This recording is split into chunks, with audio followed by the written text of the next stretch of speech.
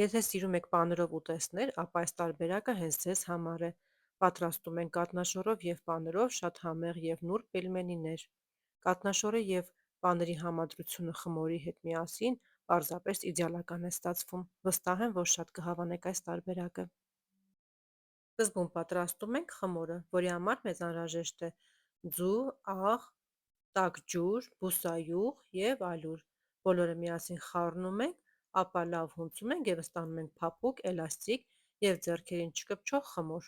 Կախված բաղադրիչների քանակից և որակից, ալյուրը կարող է մի փոքր ավելի շատ պետք լինի։ Ահա պետք է ստանանք այսպիսի փափուկ, էլաստիկ խմոր։ Թողնում ենք հանգստանա և այդ ընթացքում պատրաստում ենք միջուկը։ Մեզ պետք է փափուկ և մի փոքր յուղոտ կատնաշոր, որպեսզի ավելի համեղ ստացվի, որի վրա ավելացնում ենք քերած պանիրը։ Պանիրը կարող եք ցանկացած հալվող տեսակի վերցնել։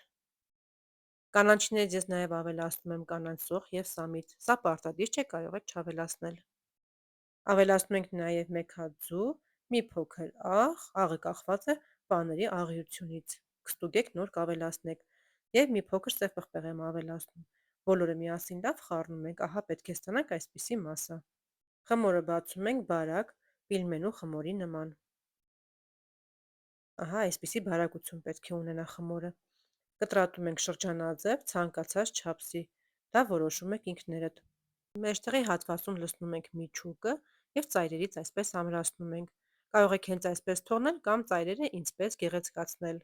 Ցանկացած ձևով կարող եք պատրաստել, ընտրում եք ինքներդ։ Տեսեք ինչքան գեղեցիկ ու լավ ստացվեց։ Հարգելն ես, բաղադրիչների հստակ քանակը գրված կլինի նկարագրության բաժնում, ինչպես նաև կա էկրանի վրա։ Ահա այսպես բոլորը պատրաստում ենք, կարող ենք հենց անմիջապես եփել կամ դնել սառցեխցիկ սառելուց հետո տեղավորել տոպրակների մեջ և պահել ինչքան կցանկանաք։ Կաթսայով ջուր ենք եռացնում և ավելացնում ենք 1 ճաշիկ թալախ, որից հետո ավելացնում ենք նաև պելմենիները։ Երբ պելմենիները բարձրանում են ջրի երես, նշանակում է արդեն պատրաստ է։ Մոտավորապես եփում ենք 5-ից 7 րոպե։ Ահա և մեր համեղ և հյութեղ պելմենիները պատրաստ են։ Զարդարում ենք կանաչիներով և մատուցում ենք կարագով, թթվասերով կամ մածունով։